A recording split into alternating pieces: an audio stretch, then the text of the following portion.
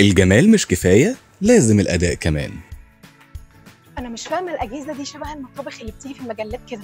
الستايل شيك والشكل تحفه، بس يا ترى عملي ولا شكله وخلاص؟ لا يا فندم، ده تيفا شكل بريميوم واداء مختلف. البوتاجاز تسخينه سريع، الفرن توزيع حرارته متساوي، والشفاط سحبه قوي جدا. طيب ما كل البراندات بتقول كده. تيفا مش بس اجهزه، فيها تفاصيل هتغير لك المطبخ بالكامل بلمسه اوروبيه. الازاز بتاعها بيبقى 8 مللي ضد الصدمات، ما تلاقيش من اي حاجه لو حصلت فيها.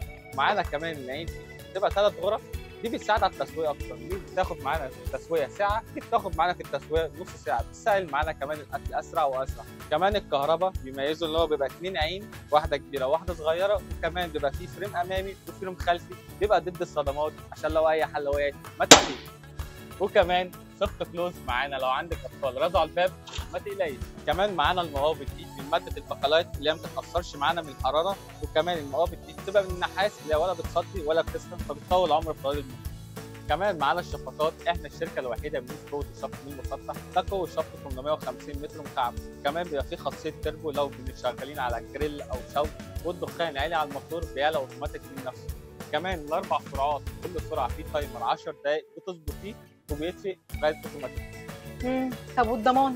ما تقلقيش يا فندم، الضمان مع الشركه نفسها، شركه تيفا مش وكيل. كمان بتديكي ضمان 10 سنين، 5 سنين ضمان و5 سنين عمر افتراضي، وكمان بتديكي ضمان 6 شهور استبدال واسترجاع المنتج من الشركه نفسها.